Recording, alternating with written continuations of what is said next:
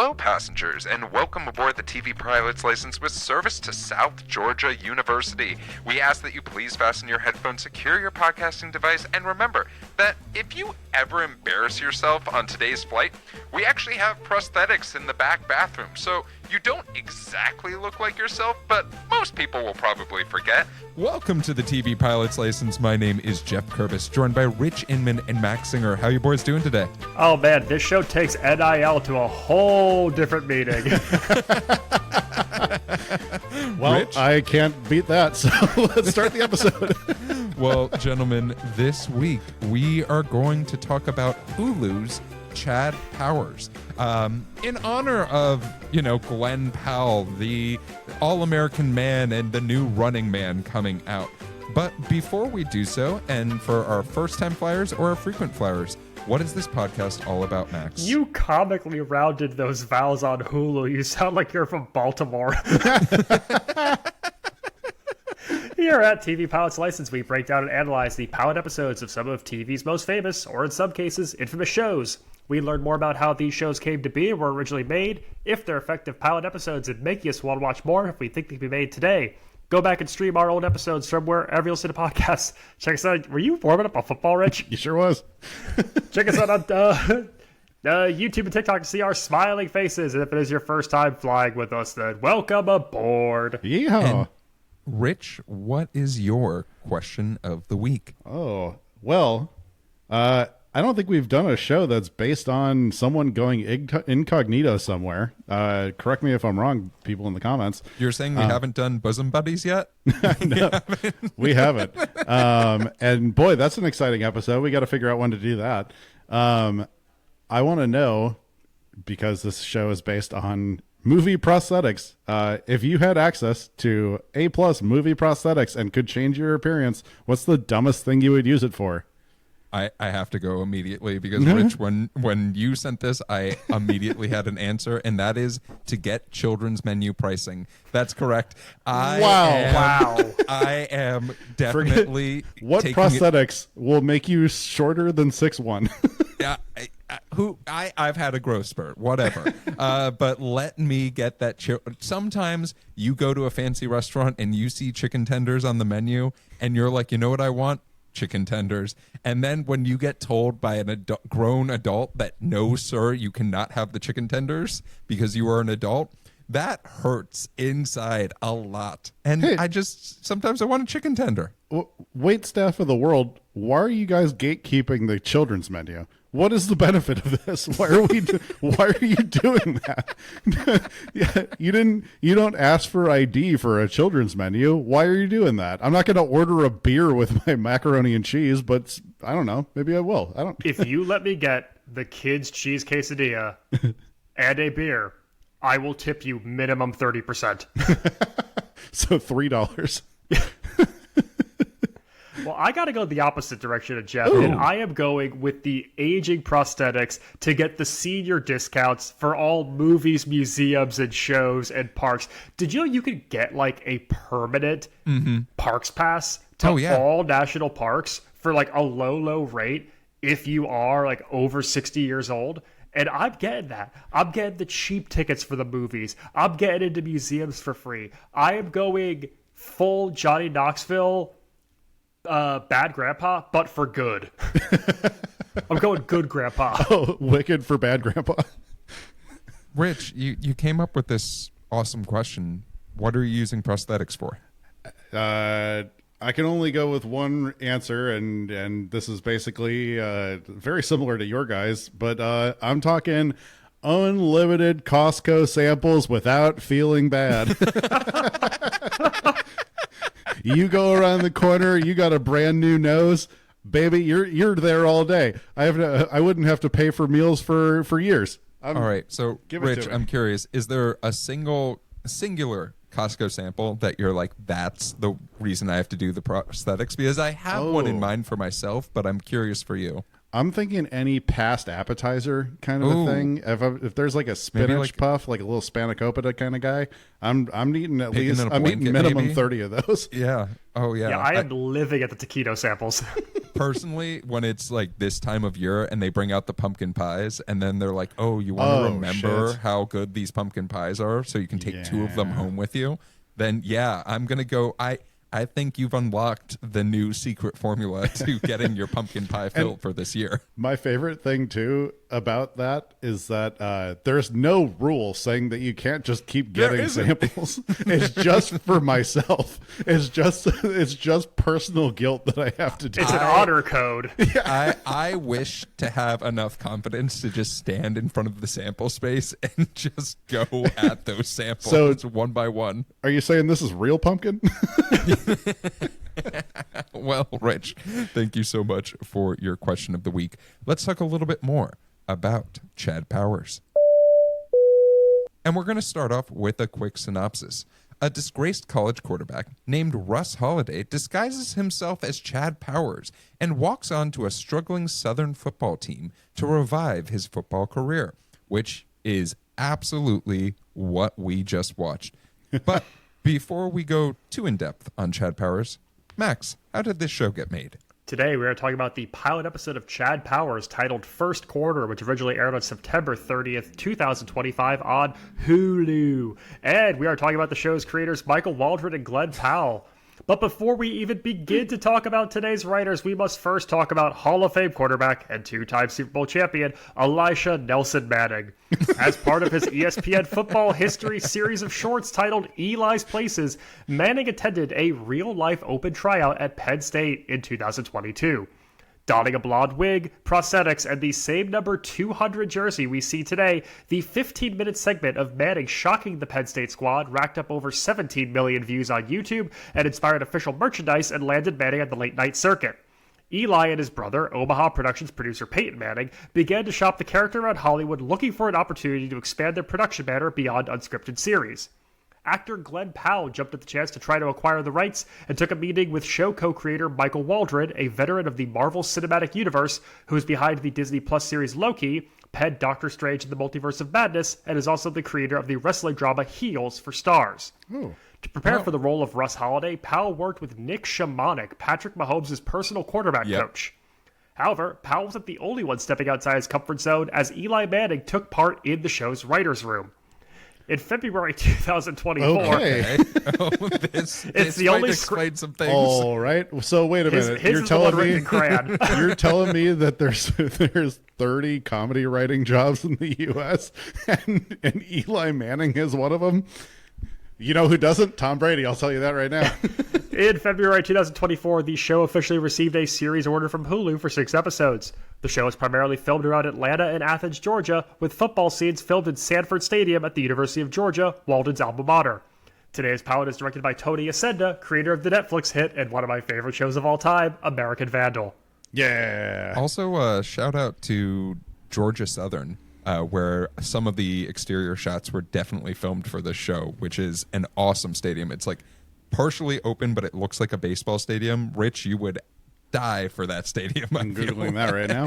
This show, though, off the bat, before we even get into anything with it, aligns with our recent conundrum of just how big is this show supposed to be? Yeah. Because University of Southern Georgia feels like it should be a commuter direct, like a directional college. You give the name of Southern Georgia, and then you also have a catfish as your mascot, right. And I don't think you're a power conference school. No, this isn't even a D1 school whatsoever, and yet Sanford Stadium has a capacity at UGA of over 93,000 seats. Like the school to the this is Blue Mountain State. This is Blue Mountain State ripping off Boise.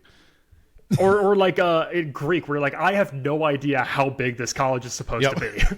I'm curious, before we dive into this pilot, are y'all familiar with Rich, are you familiar with the clip that Max is talking about? This undercover tryout for the Penn State. Buddy, you know I walk-ons? am. You know I am. This is and let this be a lesson to all you comedy writers out there. If you have a sketch with a character that you could potentially turn into a TV show, stay in line, because this is now between this and Ted Lasso and the Uncle Drew movie. we are really closing in on a lot of YouTube to TV content. ABC's Cavemen walked so all these shows could run. But like I decided before I watched this, I rewatched that Chad Powers thing, and I'll say this: I think that it is such a fun clip and like such a fun, like I absolutely see why someone watched that and was like, and even the Mannings were like, we have something here, we have a TV show here hypothetically. And they also had some other spin-off series where they Prime did a whole thing where they took celebrity athletes and like dressed them in disguise and made them do tryouts and stuff for other stuff. Like, yeah, there was something here for sure. You know what they had? They had the Uncle Drew idea after everyone forgot about Uncle Drew. That's what happened. This is just Uncle Drew. Kyrie Irving said some out-of-pocket shit, and it opened the door for a new undercover celebrity athlete. That's right. Well, let's talk about this show a little bit more. Let's dive into Chad Powers, and we're going to start off with our protagonist of Russ Holiday, right there. I think that this show does an excellent job of giving us exposition before we even see what embarrassment Russ puts himself through by bringing us to the Rose Bowl, one of the pinnacles of sports, and then having Kirk Herbstreit tell us everything that Russ has done wrong in his collegiate career. It is indeed the granddaddy of them all, and it's the exact same voiceover exposition as Blue Mountain State, where we get this overhead shot and we are establishing there is a lot of success here, but here's 4 things that this program has done that have caused its downfall in real time, and like why they are problematic, why they are troubled, and then we could jump into it. But Rich, I'm going to go to you. How expensive do you think this show was? Because boy, did they shoot this football scene so beautiful. Like it is some of the best cinematography I've seen for a TV show to do of football. Like it made Friday Night Lights look like it was filmed with my home camcorder. Like it was one of those things where I was just like, the shots, the sounds, the feeling of this final play of the Rose Bowl felt really like realistic, which is such a weird thing to say about TV. Totally. And gameplay is in sports is one of the hardest things to film. I don't know if anyone's for people listening at home, there is an incredible video of how they shot all the basketball scenes in Winning Time. Hell yeah, I love that video. That dude on the rollerblades is my hero. There is one of the main camera operators. There's just like a full-on basketball game happening. It is not staged. It is a real basketball game happening. It's probably choreographed, but it is just a guy ripping back and forth on rollerblades, filming these scenes, and I don't know how he doesn't beef it the entire time. It's one of the scariest things. Like, Tom Cruise, sit down. That guy is crazy.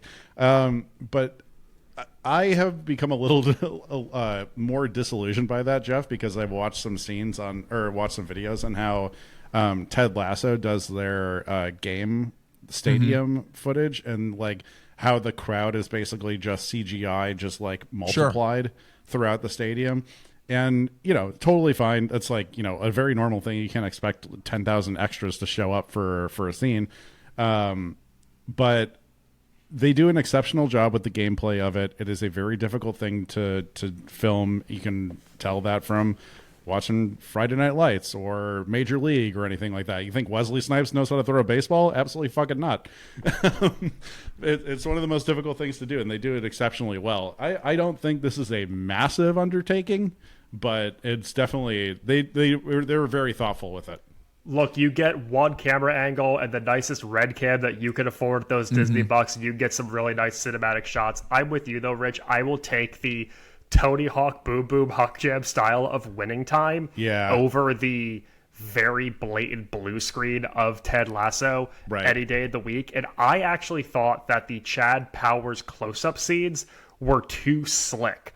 Really? I agree. like that kind of zoomed out, because like, this is Disney. This is ESPN. You have entire crews that know how to do sky views and know how to shoot these games. And to not make it look like the product you put out on TV, almost took me out of it a little bit. Because, I mean, I watch so much college football on ESPN. I know what their camera styles look like. And I think I would have been a little more connected to the action and what was happening plot-wise if it looked like that versus making it look like a $300 million Marvel property. What? I think that's What about super the fight fair. choreography?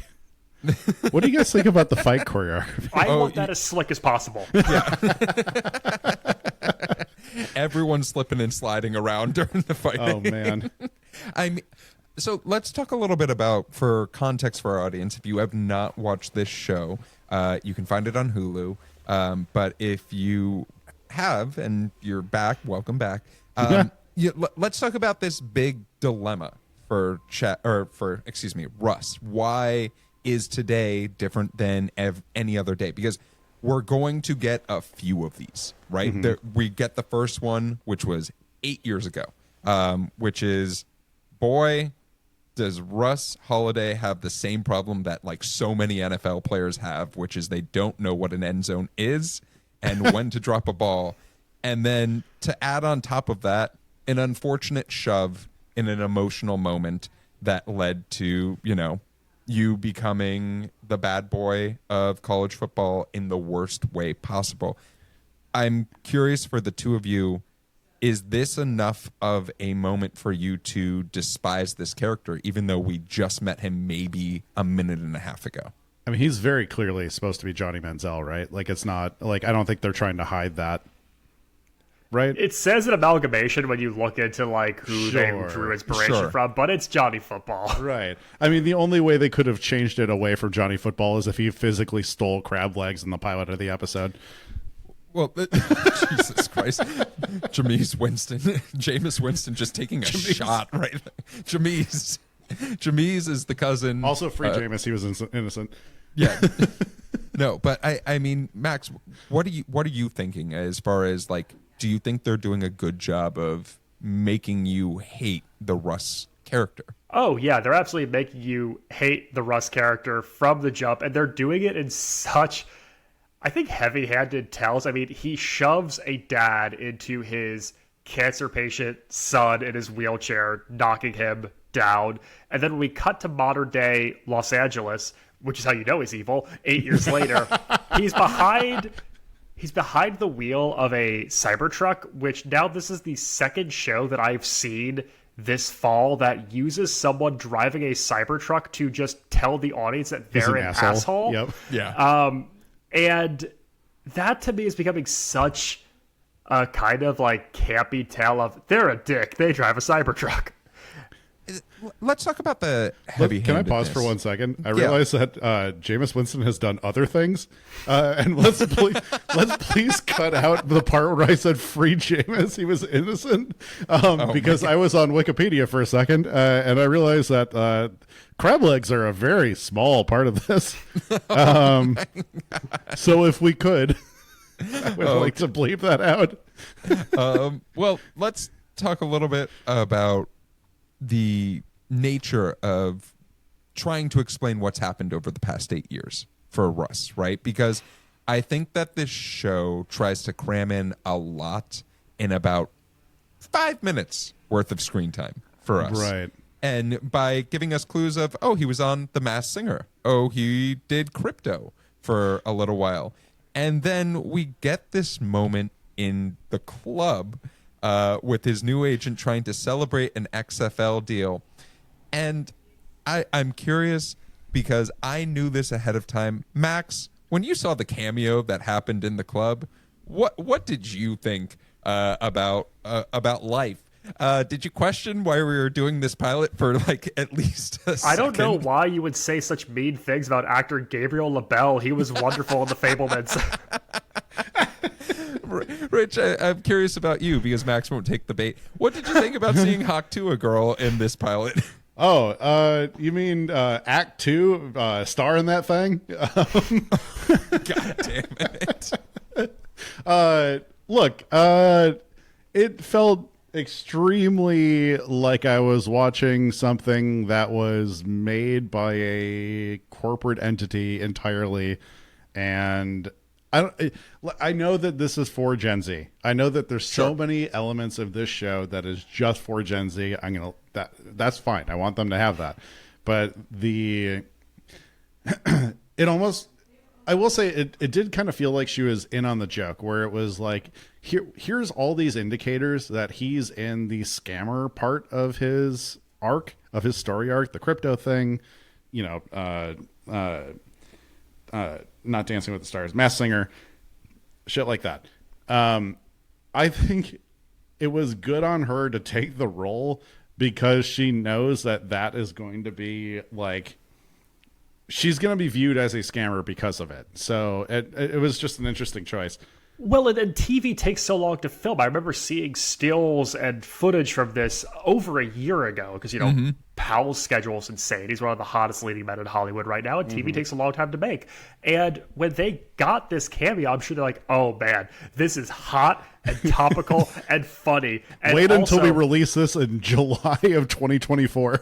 And fast forward a year, she's the person who's now caught up in a crypto scam. Her whole podcast empire has all but collapsed upon itself. Wait, have we seen her and Arch Manning in the same room? Bum, bum, bum. What if I told you both, because I have a little fun fact, that Haley Welch was not originally supposed to be in this. Wait, are you talking about the video that came out? Yeah, the video that has been confirmed, that there was actually a actress who filmed the role as a famous influencer, and then they decided, the studio said, wow, we could actually get someone. Let's get the Haktua girl. So they had the footage that they could have said, you know what? Haley Welch is not persona grata right now. Like, let's put in the actress instead, who might have done a slightly better job. You have to replace her with another like Vine or TikTok, like flash in the pan celebrity. Who do you put in that scene? Oh, now I don't know people. Like Chad Powers walks in the club, it's like, oh hey, LeBron James kid. Wait, okay. Have you guys seen the guy on Instagram who's been making a perpetual stew for like 200 days? Yes. Yes. Okay. You gotta go in with Hawk Stewa. I would kill if it was Jules LeBron, the very demure, very mindful. That would have been such a great. See, had this show come out in 2026, they would have had that person. Damn. Fuck, right? Like, fuck me. You gotta wait for season 2, buddy. Let's talk a little bit about this all is lost moment, though, because this pilot sort of approaches the hero's journey in a very interesting format, in that normally we get an all is lost moment towards the end, like the back quarter of a pilot, where our hero is realizing that they might not be able to figure things out. We get this in the first third of this show, where they're just like, well, fuck Russ. He's not going to go to the XFL because this kid with cancer died, and the XFL doesn't want the bad press. Which the jokes about the XFL in this show are low-key very funny. I have such a bone to pick, though. I have such a bone to pick with that, because Russ's dad, played by Toby Huss of King of the Hill, calls it the Extreme Football League, when canonically the X stands for nothing. They have said from the jump that the X is just the X. It does not stand for extreme. Actually? Yeah, it doesn't stand for anything. Oh, that sucks. That that was a lawsuit. You know that at some point someone trademarked Extreme Football League and they couldn't say it. Well, we watch Russ go through this moment that he thinks is a high, going back to a low because he's Russ. I want to talk about the cameo scene a little bit, because this scene was the most acting I think Glen Powell did in this pilot, and probably some of the most striking acting that was done in this pilot, because it seemed very real and I almost extremely sad. I was in a bit of a downer mood after this. What do you guys think as far as adding this on to the all is lost moment and making this a part of the show? I think whatever you want to say about TikTok celeb cameos or product placements and things like this, Glen Powell is carrying this thing on his shoulders, and he is playing it real, and he's playing the stakes, and he is adding a lot of depth to it. And I think it's important to get the one moment where you see, despite all of the scamming and the attempts to hold on to 15 minutes of fame, that Russ is human, and he is searching for meaning in his life, and he is searching for, in a sense, like a way out from the hole he's dug himself into. He thinks the opportunity to go play in another professional football league and to have any shot at vindication, at least play the game he loves, is going to get him there, and that gets taken away. And later on, when he's asked, why do you play football? And he just says, like, I don't know who I am without it. And for a show that's all about running from things and creating identities, to be able to boil it down to, like, I don't know who I am, and to say it that clearly, that is the one thing that the show does better than anything else that it does, and it's the thing that Glen Powell nails in it. I almost wish that they leaned on that a little bit more, because they really kind of gloss over it. 100%. It definitely feels very like, that we've talked about this before, like the not this and that part of like formula writing for a screenplay or for a script. It's this happens and therefore this happens, that kind of thing. That feels a lot in this episode. And spoiler alert, I've watched more than this episode, but it kind of feels a little bit more like that throughout a lot of it, where it's just like a lot of things happen and they don't seem to be causing one another. It is just like a lot of things happen to this protagonist, and that's kind of it. There's definitely, I think there's a lot of, and Eli Manning, if you want to come on the pod and talking about your writing skills and development and how you put together this pilot, I would love nothing I don't think more. he was running the room, buddy. I think Eli was running the room like he used to run the Giants offense to 2 Super Bowl winning teams. I mean, he keeps saying audible, and it's not an audiobook. I'm sorry. Because I do think it's super interesting. This show directly references Mrs. Doubtfire, right? Like, we get this. Oh, yeah. We get this epiphany moment with Russ, right, where everything has lined up in this perfect storm, where he has these movie grade prosthetics. He has I want to know how many times he had to charge the Cybertruck to make it to Georgia Southern from LA. I have a lot of questions about what the route looked like, especially what part of Texas did he decide to drive through? But we also get the Stephen A. talking about, I would also take this. I would go and try out in this moment. And I think for a show that references Mrs. Doubtfire directly, there was a little bit to learn from Mrs. Doubtfire as a movie. I thought you were about to... He hasn't lit himself on fire yet, but there's other episodes in this season. There is way too little whipped cream in this pilot to be referencing Mrs. Doubtfire. I really thought you were about to drop like any excuse to get an Eagles Invincible moment in there. I really thought you were about to do that. Absolutely not. No, we're going to reference some other mediocre football movies from the 2000s later on. Oh my God. You leave Invincible alone. But what I'm speaking to more so is, like, I think that Mrs. Doubtfire, and one of the things I love about Mrs. Doubtfire is the idea that, yes, we have this kooky concept, but we are able to emotionally level with the character of what they're going through.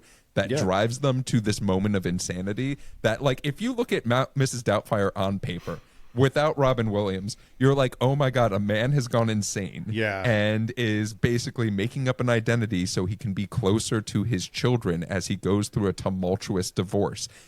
But it's Robin Williams. So you're like, oh, it's wonderful. He's not going to murder them. It's not going to be a murder-suicide. It's Robin Williams. Give me an hour and a half. I can cut that into the greatest horror movie you've ever seen in your life. But, like, this show, we get this moment of, all right, a guy wants to get glory again. His last shot at football was taken away from him, either of or of not his own consequence. And let's go to Southern Georgia and be introduced to an entirely new crew of people for this unfortunate university, it feels like, as we're introduced to it. How are you guys feeling about this epiphany moment? I'm curious. I mean, it does make me want open tryouts for more teams. Yes. I think it's like a thing that really only happens in TV shows and movies, like a powerhouse program doing an open tryout. That's very funny to me. But I was like, I'm glad that they eventually got to it pretty quickly in terms of like for sure. How the pilot goes. Because I don't, my favorite phrase, when are they going to get to the fireworks factory? When's he gonna put on the stupid nose and wig and talk in a funny voice? And we get it. We get it pretty fast. And I want to see more of his football ability. That is like, sure. We don't have a lot of deep personality yet in Russ, and I want to know if we're not going to have more complex dialogue, I at least want to see him hucking some footballs. You know what I mean? Yeah, truly. What this pilot does succeed in is the Diet Bobby Boucher voice that Glen Powell puts on. Seeing a guy in the most absurd prosthetics just absolutely yeet a perfect spiral 40 yards downfield, and the deep realization of, I don't know who I am without this sport. And we use the two goofy things, A and B, to get to the serious thing, C. And everything else in this pilot, I don't quite feel gets to that. And as we meet this supporting cast at Southern Georgia, I don't know if you guys felt any connection to supporting characters, to B and C plots we tried to establish. I have two notes about that. Okay. One, them making the head of the university, Wynn Everett, who is also the woman who is in the SEC commercials, is the funniest fucking joke for college football fans. Because as soon as I clocked her, I was like, it does just mean more. It does just mean more in this instance. But I do want to, this is a thing that I love about this pilot that I wanted to sort of talk about a little bit more. I love Steve Zahn in this pilot. I just love him in general. I think that he is, Max, you're giving the me Zahn father. No, continue. I think that there is such a one, just love him in general, right? Just as He's Rich built up a lot of said. goodwill. But the thing that I think I like about this character and this concept and this arc, right, is we talk a lot about players. We talk a lot about the idea of focusing on mascots or focusing on like these silly things, but especially, and maybe this is just me in the current today's climate, right, of college football, where we're seeing coaches just get fired here and there. But I think some of the best character development that we get in this pilot is around Coach Hudson, of the idea of this is a guy who is struggling to meet the standards of a university that demands excellence while also being like losing his marriage, right? That's established fairly quickly. And then we get the fun little added twist at the end of, also he is under siege because he hired his own daughter to be a member of his staff, and she looks up to him but also wants to be her own entity. It's a lot of stuff in a little period of time that I really liked. Yeah. See, but to me, it felt like a lot of people just saying things to describe Coach Hudson. He's under pressure by a university president who demands more and won't settle for 7-5, 8-4 type seasons because it just means anymore. more. Because it just means more. He has this little tidbit of like, well, if I get fired, is Coach Ricky going to be able to, stay on the staff? And later on, we learned that line has value because he says, you could call me dad. But we're not really exploring the relationship there a lot. And to me, the thing that Steve Zahn contributes the most to this pilot is giving the like big moment that launches us into episode 2, that he reveals the big twist that Russ Holiday has to figure out to continue the illusion. But I don't know a lot about him, and I don't know a lot about the rest of the staff too. You have Coach Scott Dobbs, played by Clade Crawford, who we last saw on Lethal Weapon. There's a lot to talk about there.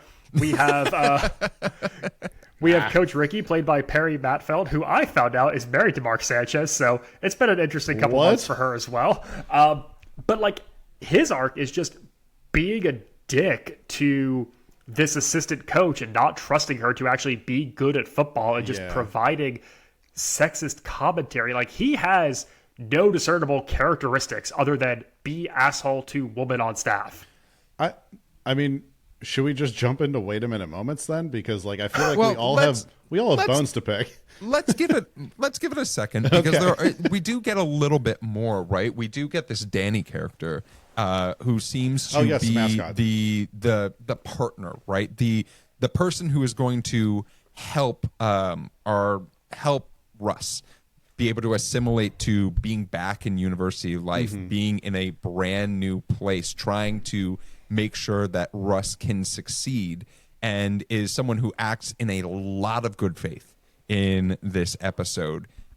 Almost, some might say, too much good faith to a stranger. But I'm curious for you do we think that the Russ character was needed the Danny character was needed in this, with his very, very detailed, this is where the show's budget went to mascot outfit of a catfish.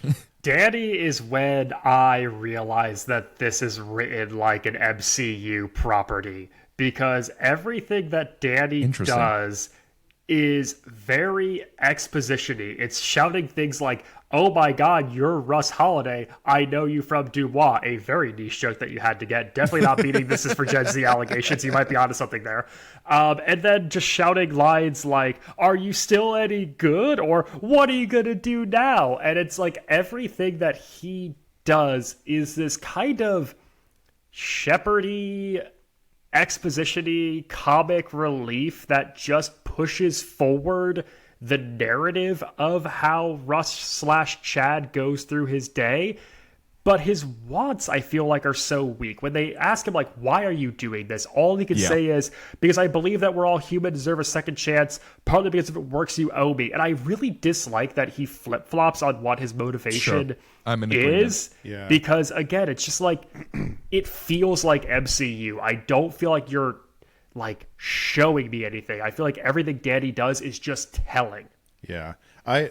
I'll tell you right now, and sorry for spoilers, the Danny character does not get more complex as the season goes on. Interesting. It is like, and having watched more of it, going back and talking about the pilot is so crazy, because like they missed a true opportunity to give him more depth, because when you get to like episode 4 or episode 5, which hilariously, they're all it's named first quarter, second quarter, third quarter, fourth quarter. There's 6 episodes. And then it goes fifth quarter and then sixth quarter. It goes to double overtime? That's the dumbest. It's so dumb. I love it. It's one of my favorite things about this entire series. It's so stupid.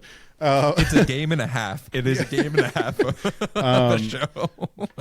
But I think with Danny, you have to give him a reason to keep hanging around, because you know it's only going to get worse for them. Like, it's a TV show. You know it's going to get worse.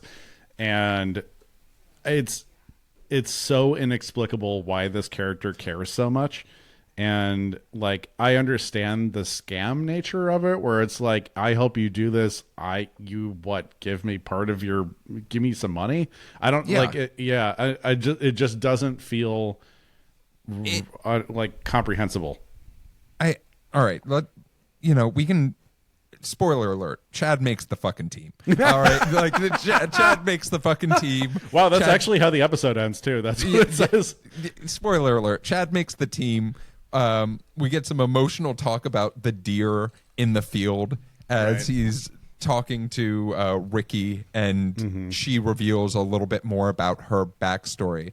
But I want to talk about things that we loved, and then leave us some time to talk about wait a minute moments for this pilot a little bit. What were some things that you loved about this pilot that maybe we didn't discuss in depth and you wanted to give some shine to?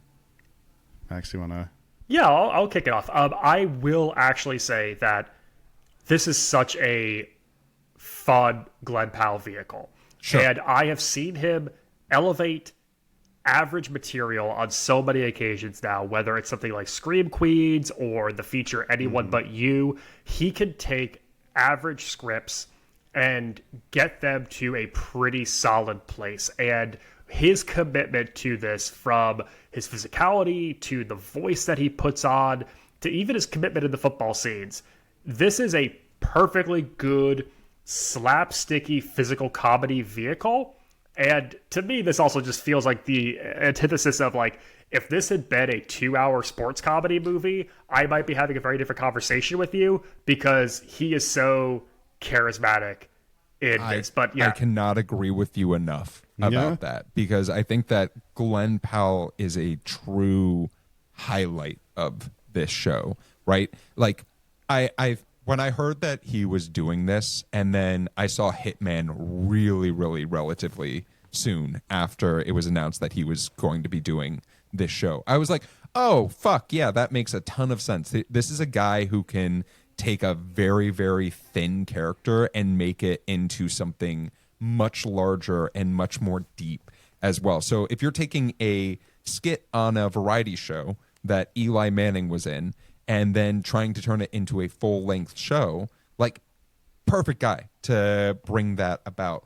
But the thing I will also say that I liked about this, I talked about Steve Zahn. I think that he was fantastic in this for what he was given as well, is like, good on Glen Powell for actually like going and learning how to like throw a football and like look like an a quarterback. That's true. That is not something that there are so many instances. The only other actor that I can point at and say, boy, did they do a great job, Keanu Reeves in The Replacements, which is like, that is such a, it takes someone to take shit seriously to go and like actually do that, and he Glen did. Powell came from the Tom Cruise school. Like, he is like the guy that Cruise has taken under his arm. And if you're going to learn from that person, that absolute psychopath Tom Cruise, then you're going to learn how to play a football. It wasn't on the table for Glen Powell to show up and just toss the pigskin around. He was going to put in the same training, because that's what he's been conditioned to do by the people who have looked out for him. Rich, do you have any things that you love about this pilot that maybe you wanted to discuss in more depth? No, I'm kidding. No, I'm kidding. We keep alluding to it, but the gameplay is exceptional in this show, and you have to commit to wanting to actually portray the action that this person is supposed to be exceptional at. And there are so many examples of people who don't try, or they just don't get it, or whatever. It's just endless examples of that. But to go above and beyond to actually work with a quarterback coach is pretty impressive, and I like that a lot. Yeah, there's people like Robbie Amell, who's now famous for how he threw a football in, I forget what that movie was, but in The Duff. Oh my God, if you guys ever have seen The Duff, boy, watch it, because my boy Robbie has no idea what he was doing with that football in that moment in time. What about wait a minute moments, things that cause you pause? I think we've definitely been alluding to the idea that there might be things wrong with this pilot, or things that we think are wrong with this pilot. So I want to hear from the two of you. Max, you've been so patient. I want to reward you with the first wait a minute moment. I don't think I have ever seen a pilot that has its corporate overlord sponsorship fingers all over it as much as Chad Powers. Because every single reference, every single thing we see or talk about is another Disney-owned property. Right. The fact that he goes to the Fox lot, owned by Disney, where he sees a massive poster for Mrs. Doubtfire, a 20th Century Fox production, owned by Disney. He competed on The Masked Singer, a Disney property. The reference of the bowl game that they do not want to keep going to is the AutoZone Liberty Bowl, which is an SEC-sponsored bowl game, which has its rights owned by ESPN, ABC, Disney. That is broadcast on ESPN, owned by Disney. They frequently call him by the character of Radio, alluding to the Cuba Gooding Jr. film from the 2000s. They use this to make fun of him and say that he Who's that owned by, Max? That is a Disney movie. and like every single thing that we hit on and allude to is something that is owned by Disney, whether they use it to punch up or they punch down themselves. They don't care, because they have the rights and the ability to get away with it. Also, the entire tryout sequence framed dead center in the shot, no matter what angle that Russ Holiday was on the field, there was just a massive Allstate logo staring at you at the back of the goalpost. I have just never seen something that is so tied to its corporate identity, so commoditized, as this show. It is pretty much just an ad to promote the SEC being on ESPN for $1 billion deal. And don't get me wrong, Apple is an extremely very clandestine example of this in all their shows. In every single Apple show, none of the antagonists are allowed to use an iPhone, but all of the protagonists have iPhones. That is like a detail in every single Apple property. That extends beyond Apple. That's like, you can't use iPhones if you're a villain. You can never have a case on an iPhone if you show it in a TV show or movie, which just really sets up false expectations. Yeah, no, that is use a case. Yeah, please. Go ahead, Rich. This is okay. You have cast Glen Powell and Steve Zahn in a TV property. You are leaving the Ferrari in the garage, man. It is. Yeah. These are two impeccable actors. There's probably more examples, and I'm sorry I'm blanking on more names right now of people who are exceptional actors in this show. But you got to let Zahn be Zahn, baby. Yeah. You have a tremendous 3-decade acting career behind one of your people, and then also the biggest male lead in Hollywood right now. It is truly mind-blowing that they didn't get this is a writer problem for sure. This is 100% a writing and directing problem. Rich, I'm glad you're speaking to that, because I want to bring up my thing in my notes. I have, wow, they finally did it. Barstool wrote and produced a TV show. Dog. Because I think that one of the things that this show suffers from is being crass for no reason whatsoever. Yes. And we just did Blue Mountain State. The lead booster. And I am saying, I'm literally, if I was to say which is more crass, this or Blue Mountain State, I'd be like, oh boy, I don't know, right? Like, because there's something to the Blue Mountain State. It is done in the form of true comedy, right? In slapstick version of comedy, and to get laughs. And there's moments where I see them do it in this show, and I'm just like, I don't know who that was for in the audience, because I don't think it adds. And I go back to the Mrs. Doubtfire thing, right? If you don't have an emotional connection with your characters, in this instance of why they're doing this, we just talked about Danny and flip-flopping, right? We're talking about the idea of Glen Powell, and we make him this gigantic villain, and then we don't give him a reason why we're rooting for him at the same time. And then I could also say the same for like Ricky, right? This coach's daughter, who's now on the staff, who like might be smart, but also we don't know at the same time. It's a lot of surface level without depth. And I like Eli Manning. If you're listening to this, one, thank you for listening to the podcast. Two, don't say go birds. Don't say go birds. Don't say go birds. No. I will say, I'm going to give a small aside. I met Eli Manning once, and I wanted to hate him so much, because this was like when I was 14 years old. And like when you're like, oh, the person who plays against my team is an evil person and not a human being. One of the nicest people I have ever met in my entire life. And I just, like, I wanted to hate the man. Eli, if you are responsible for more than 10% of this pilot, hang it up, bud. You got to do it once, and that's it. Enjoy the Manning cast. You have so much money. Just go and have fun with that money and raising your children. You don't need to be a TV writer, too. And, like, that's what makes me sad about this is a great idea that was not spent. There was not nearly enough time spent on. We can't all be Kareem Abdul-Jabbar writing for Veronica Mars. Like, some people aren't meant to be able to do both. Look, we'll never be that. Number one, because I can't dunk. And number two, because Veronica Mars is over. Oh my gosh. Well, we do have one more question, and that is an in-flight question. And let me pull up our in-flight question really quickly. Our in-flight question this week comes to us from Instagram from Tom in Maryland. And Tom asks, if you were a 5-star recruit, where would you have played college football? Tom, one, I'm very gracious that you think any of us could be 5-star athletes. So, Max and Rich, if you were a 3 to 5-star recruit, where would you play college football? Buddy, they don't Star. No, the stars don't come for me. That's a great question. I think I like Tom Petty. I'd play for Florida. Yeah, I feel like why not? And that's the only reason.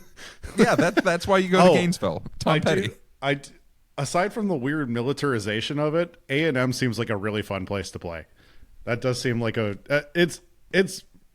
it's weird how much military shit there is there, but they're cultish. Yeah, but have you seen that border collie on the sidelines? Yeah, it's so cute. That's my dog. Yeah. Max, I'm curious about yourself. All right, I am going to Bowling Green State University for 2 reasons. One, I want to hang out with Pudge the cat. Hell yeah. You gotta.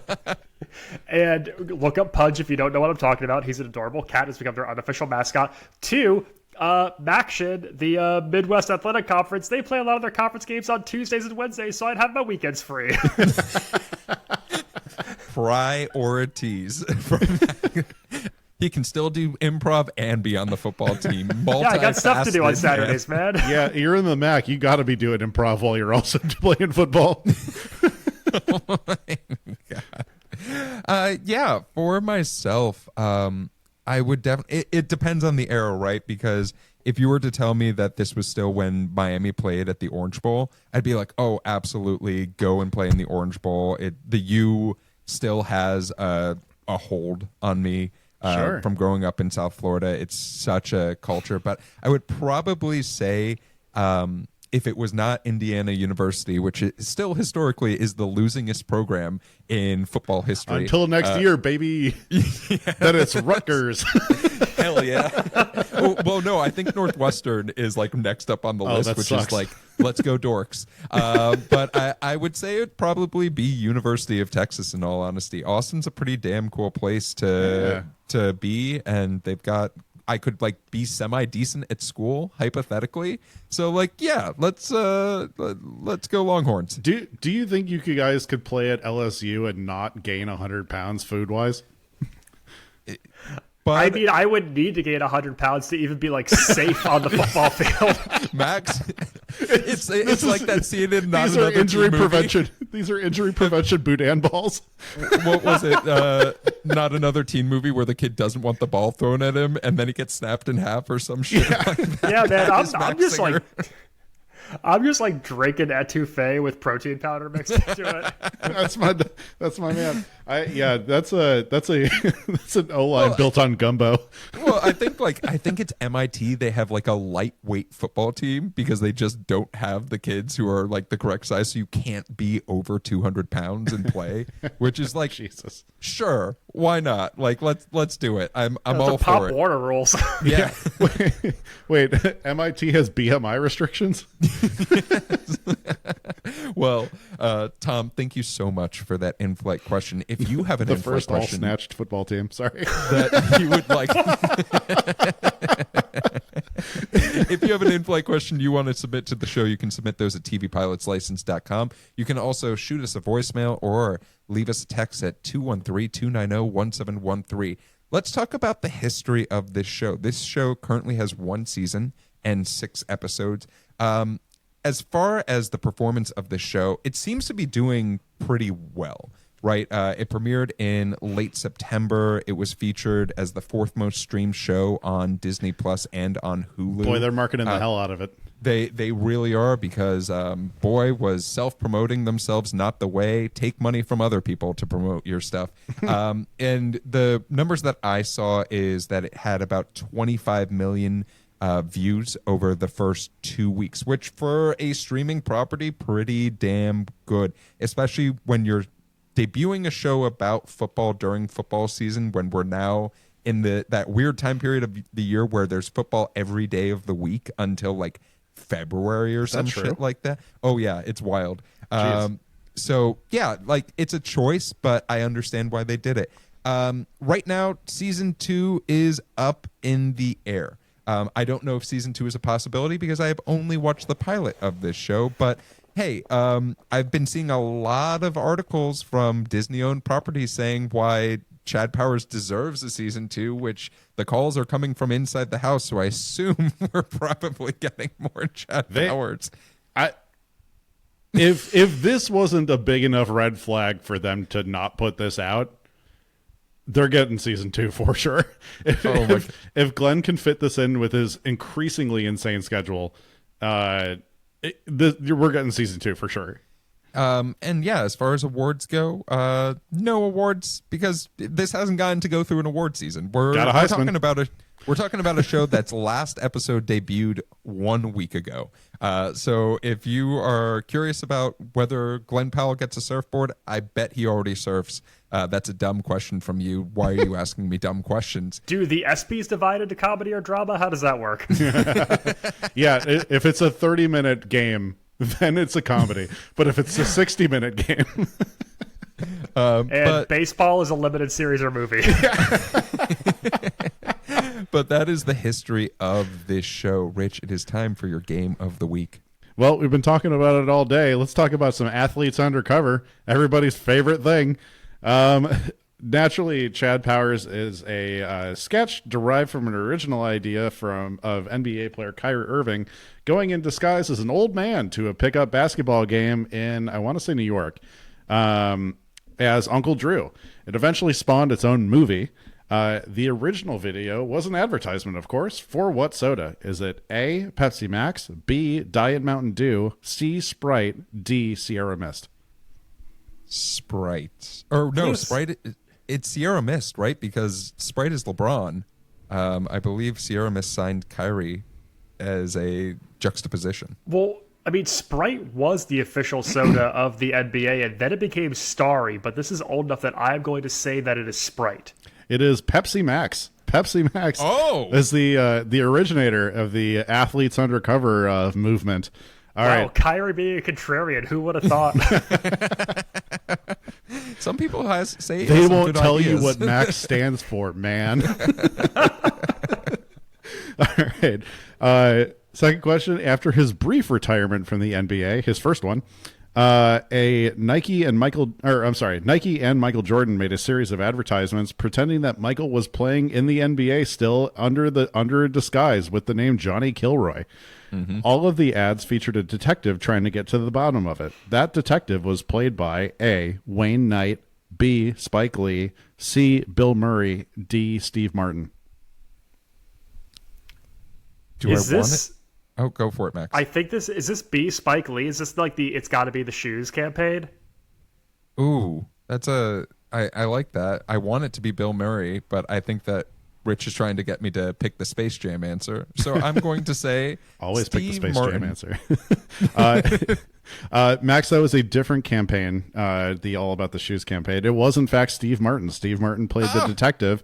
And people involved in this, they got a ton of NBA players to be involved in this campaign. I assume all Nike athletes. And Phil Jackson to be part of this whole scheme that Michael Jordan is wearing an afro wig, competing as Johnny Kilroy, and scoring 79 points a game for the Bulls. But yeah, thanks for playing athletes undercover. And then I will just... I'm going to point to, there was the great, I don't know if either of you guys saw when Deion Sanders was still with the NFL Network. Leon Sandcastle?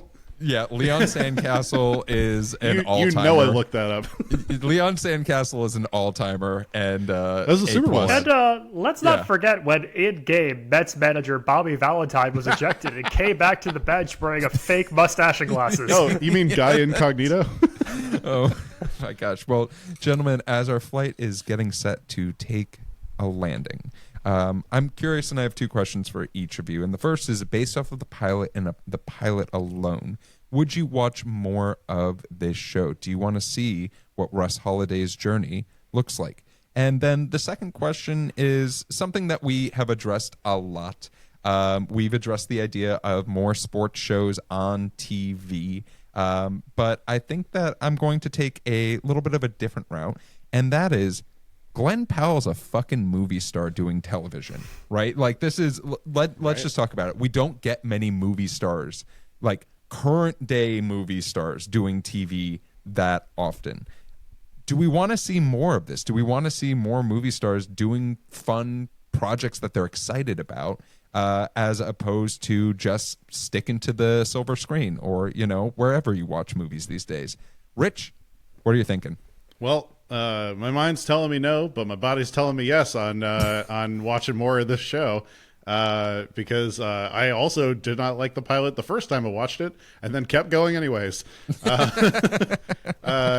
Was it a stupid decision? Probably. Who knows? We only have one precious moment on this earth, and I used it. I spent it watching Chad Powers. I can't get this man to watch a musical, but he decided. Goddamn right.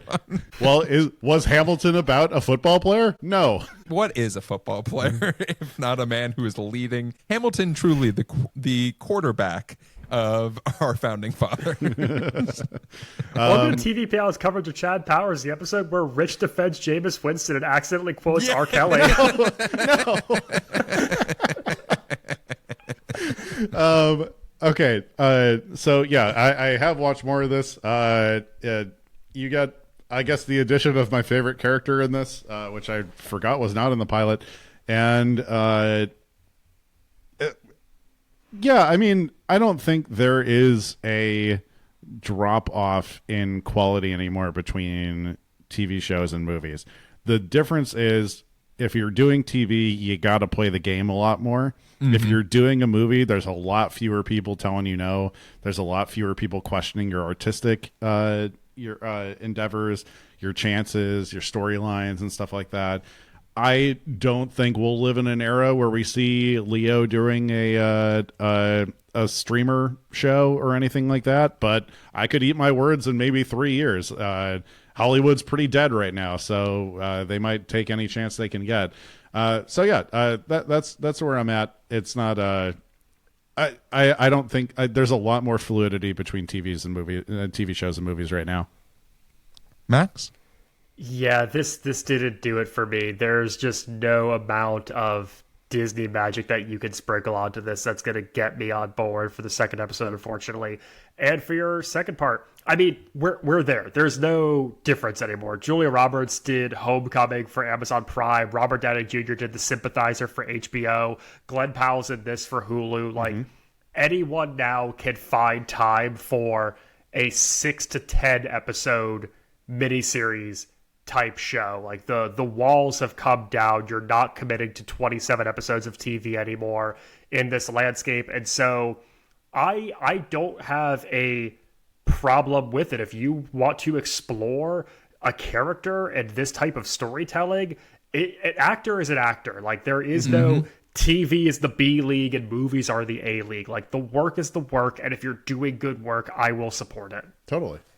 Yeah, and that's why Max is watching episode 2. Yeah. Is Gabriel LaBelle back? Just tell me that. Does he come back? Which one is that one again? He's his agent. Yeah. Oh, no. Oh. I'm out. No, no, but you get weird Christian quarterback that comes in. For myself, this gets one more episode to prove itself. Wow. Right, which then will mean that I have watched a third of this show, which we'll take that for what it is. A third of the quarters. Yeah, exactly. A third of the quarters. That's the episode title. That's the episode title right there. I can't wait to see if someone does like AI, like the transcriptions of the episode, how they're going to write that. I just blew up a warehouse in Ohio. But as far as, superstar, like movie stars on TV, I'm all for it, right? I'm all for the idea of, if someone is feeling fulfilled from the work that they're doing, no matter what the medium is, do the work. If you're a movie star and you also love writing on your blog, fuck yeah, go and write on your blog. Or like, if you have a YouTube channel and you really enjoy just doing mukbangs on your while you're also getting Oscar noms, I don't know. I dare someone to do it. Brie Larson, I think you're my best bet at doing it because you're promoting your cookbook right now. So like, you know what? Do the things that you enjoy doing. Don't worry about it ruining your brand. If you're in PR and you're Yes, Jeff, we never should have unmasked Lord's secret Instagram account where she just rated onion rings. Like, we should never have blown that up from her. But, like, my big thing is, if you are in PR or managing and you have someone that you are working with who is super passionate about something and you're telling them, nah, that's a little bit below you, fuck yourself. Like, who the hell do you think you are? So, like, I truly... What was that? Max doesn't want to give a full standing ovation, so he just wants to do a little you're snapping in the jazz club. Oh my god! But yeah, I'm fully of the belief of if you get excited about a project, go and do that project with full force, no embarrassment, and have a hell of a time. Well, gentlemen, that is our flight. But before we go, I want to make sure that folks can find you no matter where you are or where you want to be found. So, Rich, where do you want folks to find you? You can find me applying to write for season 2 of Chad Powers. I can fix this. I can let Zahn out of the cage, baby. Give it to me. Let me have it. You can also find me on Instagram at Damn That's Rich. You can find original sketch comedy for Max and myself over on TikTok at Dadwagon Comedy. Max? You can find me also stealing props and costumes from the Fox lot for my own nefarious plots. And on all things social media at Maxwell Sing. And you can find me hiding from Dave Portnoy and the Barstool Boys. But if you're looking for me on social media, you can find me at Run Jeff Run. If you're looking for the TV Pilot's License, you can find us anywhere you listen to podcasts. You can also watch our smiling faces on YouTube and find us on most social media channels. If you have a question about the show or for our next episode, you can always go to tvpilotslicense.com. You can give us a call at 213-290-1713 or even shoot us a text message. Make sure to watch out for some of the stuff that we have coming up, but with the plane landed and the seatbelt sign off, we look forward to flying the bright skies of the TV world with you again soon. Until next time, keep your eyes on the skies and your fingers on the dial. I learned more about Jameis Winston and I regret what I said.